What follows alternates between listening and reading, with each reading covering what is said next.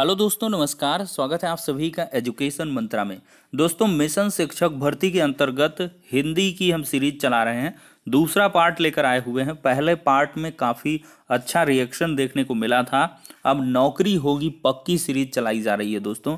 तो वीडियो को अभी से लाइक एंड शेयर कर दें, चूँकि इस सेशन बहुत ही जोरदार होगा। 30 क्वेश्चन लेंगे विथ डिटो एक्सप्लेनेशन। आपको हर एक क्वेश्चन की बेहतरीन तरीके से जो व्याख्या है वो भी दी जाएगी। तो चलिए दोस्तों, अब बिना किसी देरी के वीडियो सेशन को यहीं पर स्टार्ट करते हैं। पहला क्वेश्चन स्क्रीन पर है, प्रागैतिहासिक में किस उपसर्ग का प्रयोग किया गया है। तो दोस्तों, उपसर्ग क्या है वो पहले आता है और प्रत्यय क्या है वो बाद में आता है। तो प्रागैतिहासिक का अगर हम संधि विच्छेद करेंगे दोस्तों, तो यहाँ पर प्राक धन ऐतिहासिक, ठीक है, प्राक धन ऐतिहासिक ये हो जाएगा प्रागैतिहासिक। तो इसमें स्टार्टिंग में क्या आ रहा है, प्राक। तो यहाँ पर कौन सा उपसर्ग हो जाएगा दोस्तों, प्राक उपसर्ग हो जाएगा और बी ऑप्शन करेक्ट हो जाएगा। पिछली वीडियो सेशन में भी यह क्वेश्चन डिस्कस किया जा चुका है। तुलसीदास किसकी रचना है दोस्तों? ये सूर्यकांत त्रिपाठी निराला जी की रचना है, जो कि एक क्या है, छायावादी कवि हैं दोस्तों। इसकी अन्य रचनाएं अगर सूर्यकांत त्रिपाठी जी की जो पूछी जाती हैं, वो सबसे ज़्यादा है दोस्तों परिमल। परिमल बहुत बार पूछी गई है। परिमल और अनामिका, परिमल और अनामिका, ठीक है। और इसके बाद गीतिका भी है, निरूपमा भी है। तो जो लड़कियों के नाम है स्पेशली, जैसे अनामिका है, निरूपमा है, गीतिका है, परिमल है, ये सब इनकी रचनाएं हैं। कौन है ये? सूर्यकांत त्रिपाठी निराला। ये जो है छायावादी कवि हैं, ये भी आप ध्यान रखें। तुलसीदास की ये किसकी कविता है? सूर्यकांत त्रिपाठी निराला की है, जो एक क्या है, सूर्यकांत त्रिपाठी निराला जी एक छायावादी कवि हैं। अक्सर क्वेश्चन पूछ लिया जाता है। और इनकी अन्य रचनाएं क्या हैं? परिमल, स्पेशली जो लड़कियों के नाम हैं, गीतिका, अनामिका और निरूपमा। चलिए अगला क्वेश्चन लेते हैं। बहिष्कार का संधि विच्छेद क्या है दोस्तों? विसर्ग संधि यहां पर है बहि धन कार। ये बहि धन कार, ये हो जाएगा बहिष्कार। ए ऑप्शन यहां पर करेक्ट हो जाएगा। अगला क्वेश्चन लेते हैं। वैदेही वनवास किसकी रचना है दोस्तों? यहां पर रचनाएं आपको यूपी टेट और एस टेट में पूछी जाती हैं, और यहां तक कि सी टेट में भी ये सिलसिला स्टार्ट हो चुका है। तो आप लोग रचनाएं बहुत अच्छे से कंठस्थ कर लें। वैदेही वनवास की अगर हम बात करें, तो ये आपके ऑप्शन करेक्ट होंगे बी, अयोध्या सिंह उपाध्याय हरिओंग। देखिए दोस्तों, वैदेही वनवास इनकी ही रचना है, जो कि राम द्वारा सीता के निर्वासन की कथा का मर्मांतक वर्णन करता है। वैदेही वनवास क्या है? राम और सीता की ये स्पेशली निर्वासन की कथा है।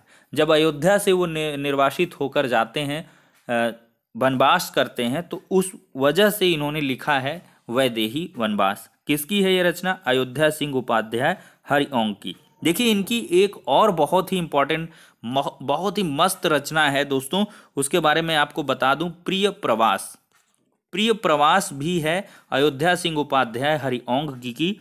और ये बहुत बढ़िया क्वेश्चन बनता है। चोखे चौपदे भी इनकी रचना है। रसिक रहस्य, प्रख प्रसून, ये सभी रचनाएं किसकी हैं? अयोध्या सिंह उपाध्याय हरिओंग की। देखिए, इसमें प्रिय प्रवास आप बिल्कुल याद रखें, और चोखे चौपादे, ये जो है चोखे चौपदे या चौपादे, जो भी आप जिस प्रकार से भी आपको याद रखें।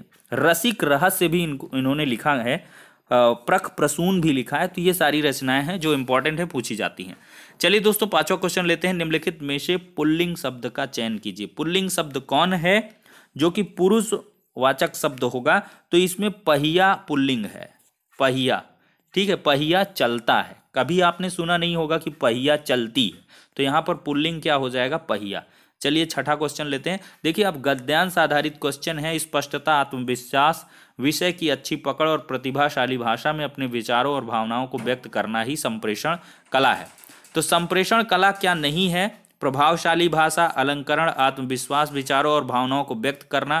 तो इसमें स्पेशली देखा जाए दोस्तों, तो तो यहाँ पर दोस्तों संप्रेषण कला जो है वो अलंकरण नहीं है। प्रभावशाली भाषा भी आप प्रयोग करेंगे, आत्मविश्वास भी लाएंगे, विचारों भावनाओं को व्यक्त भी करेंगे, तो ये ऑप्शन आपका अलंकरण, संप्रेषण कला नहीं है पूछा गया है।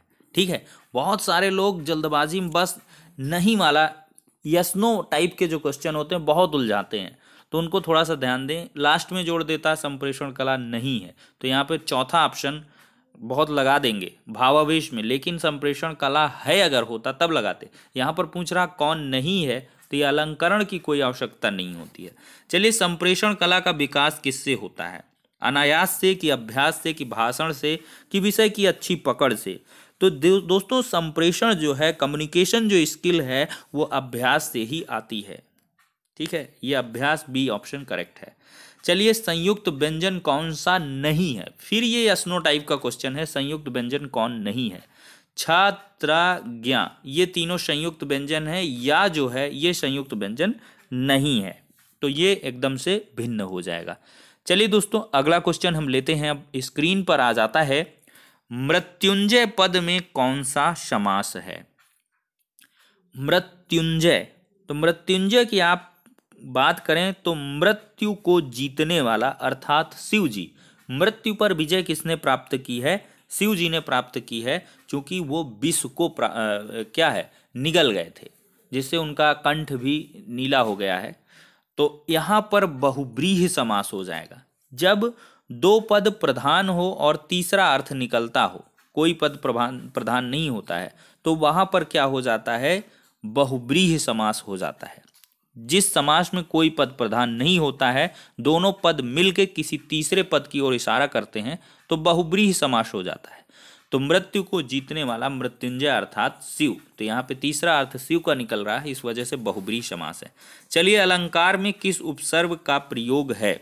अलंकार को हम अगर डिफाइन करें तो यहाँ पर अलम धन कार, अलंकार का संधि विच्छेद है, अलम धन कार हो जाएगा अलंकार।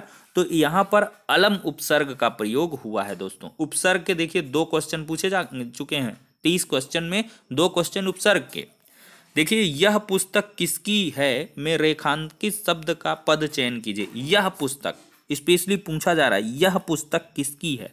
गुणवाचक विशेषण है, पुस्तक विशेष एकवचन, एकवचन स्त्रीलिंग, एकवचन स्त्रीलिंग सर्वनाम, सर्वनामिक विशेषण कि संबोधन अव्यय। तो यहाँ पर 11वें क्वेश्चन की हम बात करेंगे तो रेखांकित जो शब्द है वो सार्वनामिक विशेषण है। ठीक है, एक वचन भी है, स्त्रीलिंग भी है, तो ये बी ऑप्शन सबसे अप्रोप्रिएट हो जाएगा।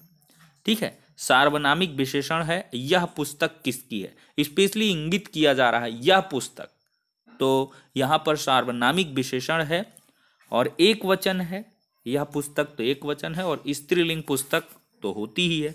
तो चलिए, विश्लेषण शब्द का विलोम क्या होगा?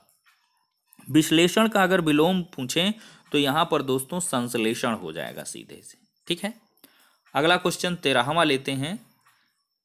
जिनका उच्चारण ऊपर के दांतों पर जीभ लगाने से होता है उनको क्या कहते हैं? तो देखिए, जिन वर्णों का उच्चारण करने के लिए ऊपर के दांतों पर जीभ का स्पर्श करना होता है उन्हें दंत्य कहते हैं। क्या कहते हैं? दंत्य। तो यहाँ पर ये सी ऑप्शन करेक्ट हो जाएगा।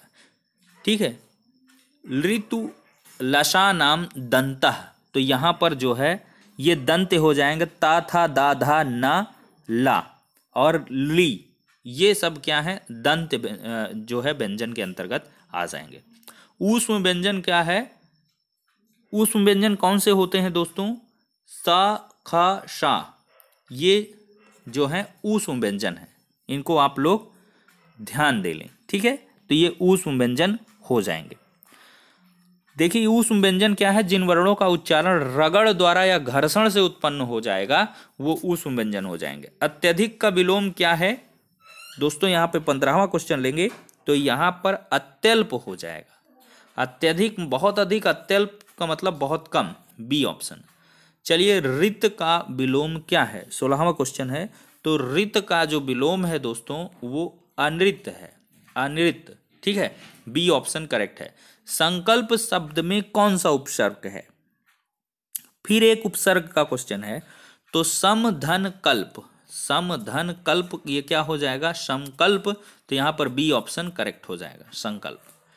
अगला क्वेश्चन लेते हैं, मुझसे खड़ा भी हुआ नहीं जाता, इस वाक्य का वाच्य क्या है। यहाँ पर एक भाव क्रिएट हो जाता है, तो यहाँ पे भाव, मुझसे क्या है, मुझसे खड़ा नहीं हुआ जाता, तो यहाँ पर भाव वाच्य है, ठीक है, बी ऑप्शन करेक्ट है। चलिए अगला क्वेश्चन, तद्भव और उसके तत्सम का कौन सा मेल गलत है। लुनाई मतलब लावण्यता, लौंग लवंग, आत अंत्र, आयुष, आदेश। तद्भव और तत्सम का कौन सा मेल गलत है, यहाँ पर आपको चूज करना है। तो आत का जो तत्सम होता है दोस्तों वो आत्र होता है, ना कि अंत्र होता है, तो ये आपका मेल जो है गलत है। आत का क्या हो जाएगा, आंत्र, आत्र हो जाएगा। आत का जो तत्सम होता है आत्र होता है, जबकि लुनाई का लावण्यता होता है, लौंग का लवंग होता है, आयुष का आदेश होता है, ठीक है।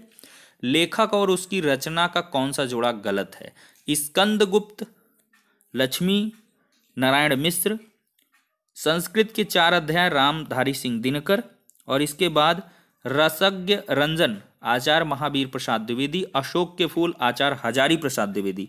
तो यहाँ पर जो दोस्तों हैं आपकी जो रचना, तो यहाँ पर हम देखेंगे कौन सी पूछा है जोड़ा गलत है।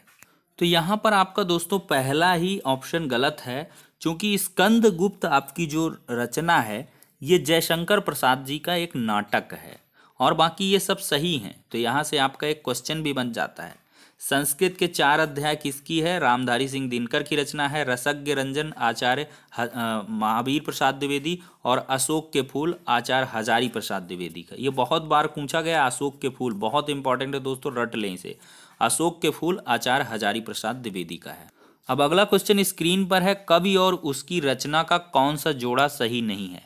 परिमल, मैंने अभी भी बताया लड़कियों का नाम है परिमल, अनामिका, गीतिका, सूर्यकांत त्रिपाठी निराला, जोड़ा एकदम सही है। शिवराज भूषण, ये भूषण की रचना है, ये भी एकदम आपका सही हो जाएगा। और इसके बाद आपका अगला जो क्वेश्चन है वो यहाँ पर आ जाता है, शब्द रसायन ये देव का है, जबकि उद्धव शतक ये भारतेंदु हरिश्चंद्र का नहीं है भाई, ये गलत है। जगन्नाथ प्रसाद रत्नाकर की रचना है, जो कि ब्रज भाषा में लिखने वाले आधुनिक काल के ख्याति लब्ध कवि हैं। तो उद्धव शतक भ्रमर गीत परंपरा की काव्य कृति है। उद्धव शतक किसकी रचना है, ये जगन्नाथ प्रसाद रत्नाकर की है। बाकी ये सब सही हैं, ये वाला गलत है, तो यही सही हो जाएगा, ठीक है। अब लेखक और उसकी कौन सी कृति युग में कौन सा युग में गलत है। आर्यों का आदिदेश डॉक्टर संपूर्णानंद का, ओल्गा से गंगा राहुल सांस्कृतायन का, सूरज का 7वां घोड़ा धर्मवीर भाती, बहुत ही इंपॉर्टेंट है। सूरज का 7वां घोड़ा वोल्गा से गंगा, ये बहुत ही घुमंतु टाइप के थे, नोमैड थे राहुल सांस्कृतायन। आर्यों का आदि देश डॉक्टर संपूर्णानंद, सबके सब सही हैं। दर्शन दिग्दर्शन जो है ये गलत है, ये रामचंद्र शुक्ल जी का नहीं है, ये जो है रामचंद्र शुक्ल जी की रचना दोस्तों नहीं है दर्शन दिग्दर्शन, तो ये गलत हो जाएगा। ये दर्शन दिग्दर्शन एक्चुअली क्या है, ये राहुल सांस्कृतायन जी की ही रचना है, जो कि एक घुमंतु थे, तो हमेशा घूमते टहलते रहते थे। तो ये राहुल सांस्कृतायन की रचना है, रामचंद्र शुक्ल जी की नहीं, इस वजह से गलत है। ओल्गा से गंगा, सूदखोर की मौत, शैतान की आंख, बौद्ध दर्शन, तिब्बत में 1.25 वर्ष, सप्त सिंधु, ये सारी रचनाएं किसकी हैं, राहुल सांस्कृतायन जी की हैं। अब अगला क्वेश्चन 23वां क्वेश्चन स्क्रीन पर है, विराम चिन्ह की दृष्टि से कौन सा वाक्य यहाँ पर अशुद्ध है। देखिए, उसके पास धन वैभव नौकर चाकर आदि सभी कुछ था, तो यहाँ पर एकदम सही है। वह ईमानदार परिश्रमी कर्मठ और मृदुभाषी है, एकदम सही है। और इसके बाद अगर यहाँ पर हम बात करें गलत ऑप्शन की, तो ए ऑप्शन गलत है। हाँ मेरा यही विचार है, यहाँ पर कॉमा का प्रयोग नहीं हुआ है, तो हाँ के बाद हाँ में ये क्या हो जाएगा, ये चिन्ह आएगा। हाँ के बाद क्या हो जाएगा, मेरा यही विचार है, ठीक है। तो ये आपका गलत है यहाँ पर। चलिए अगला क्वेश्चन लेते हैं, कौन सा शब्द भिन्न अर्थ और प्रकृति का है। सनातन, चिरंतन, शाश्वत, अधुनातन। 24वां है, तो अधुनातन शब्द भिन्न अर्थ और प्रकृति का है। अन्य तीनों शब्द सनातन, चिरंतन और शाश्वत समानार्थी शब्द हैं। कौन सा यहाँ पर भिन्न अर्थ वाला हो जाएगा? अधुनातन। ठीक है, चलिए अगला क्वेश्चन है अर्वाचीन। बहुत इंपॉर्टेंट हार्ड क्वेश्चन है, बहुत हार्ड है। अर्वाचीन, इसका जो विलोम होता है वो प्राचीन होता है, अक्सर पूछ लिया जाता है। अगला क्वेश्चन, व्याकरण की दृष्टि से कौन सा शब्द अशुद्ध है? कौन सा शब्द यहाँ पर अशुद्ध है व्याकरण की दृष्टि से? 26वां क्वेश्चन। तो विरहड़ी शब्द जो है ये व्याकरण की दृष्टि से अशुद्ध है दोस्तों। ठीक है, विरहड़ी। बाकी विभीषण, गृहिणी, जगत गुरु ये सब सही हैं। 27वां क्वेश्चन लेते हैं, निम्नलिखित में से कौन सा युग्म गलत है? मुट्ठी गर्म करना का मतलब रिश्वत देना, एकदम सही है। लुटिया डूबना का मतलब सारा काम चौपट होना। सब्ज बाग दिखलाना, हरा भरा करना। माई का लाल मतलब साहसी व्यक्ति। तो 27वें का जो सी विकल्प है, सब्ज बाग दिखलाना, ये हरा भरा करना, ये एकदम गलत है। ये झूठे सपने दिखाना, सब्ज बाग दिखाना तो झूठी जो मतलब चीज़ें हैं उनको दिखाना, ये हरा भरा करने से संबंधित नहीं है। 28वां क्वेश्चन है, मेरी भव बाधा हरो, राधा नागरी सोए, जातन की झाई परे, श्याम हरित दुति होए में कौन सा अलंकार है दोस्तों? तो यहाँ पर देखा जाए तो श्लेष अलंकार है दोस्तों। देखिए, श्लेष अलंकार वहाँ होता है जहाँ एक ही शब्द के एक से अधिक अर्थ निकलेंगे, वहाँ श्लेष अलंकार हो जाएगा। तो अगला 29वां क्वेश्चन है, गौशाला में कौन सा समास है? तो गौशाला में देखा जाए दोस्तों तो गौ के लिए शाला, तो यहाँ पर तत्पुरुष समास है। कल डिटेल में इसकी इंफॉर्मेशन भी दी गई थी। तो जिस समास में उत्तर पद प्रधान होता है तथा दोनों पदों के बीच में कारक चिन्ह का लोप हो जाता है या विभक्ति का लोप हो जाता है, वहाँ तत्पुरुष समास होता है। बहुब्रीहि की कोई उम्मीद नहीं है, द्वंद्व तो है नहीं, द्विग तो है नहीं। द्विग क्या होता है? संख्यावाची होता है। द्वंद्व में बीच में योजक चिन्ह होता है। बहुब्रीहि में तीसरा अर्थ निकलता है, तो हो गया तत्पुरुष। इस तरह से एलिमिनेशन अप्रोच के तहत आप लोग सॉल्व कर सकते हैं। देशभक्ति में कौन सा समास है? देश के लिए भक्ति, तो यहाँ पर भी तत्पुरुष समास हो जाएगा। देश के लिए भक्ति, सांप्रदायिक जो संप्रदान तत्पुरुष है, ये समास हो जाएगा। तो फिलहाल के लिए आज हमने फिर से 30 बहुत ही इंपॉर्टेंट क्वेश्चन को डिस्कस किए हैं। वीडियो कैसा लगा इसकी प्रतिक्रिया कमेंट बॉक्स के माध्यम से अवश्य दें। और इसके बाद हम धीरे धीरे और जो सब्जेक्ट हैं, ईवीएस हो गया, सीडीपी हो गया, इंग्लिश हो गया, उनको भी, संस्कृत को भी डिस्कस करेंगे। तो चलिए दोस्तों, फटाफट आप वीडियो को लाइक कर दें और शेयर भी कर दें, और चैनल पर नए हैं तो सब्सक्राइब भी कर लें। और इस जो वीडियो की पीडीएफ है वो आपको हमारे टेलीग्राम चैनल में उपलब्ध करवा दी जाएगी। तो नेक्स्ट वीडियो में मिलते हैं।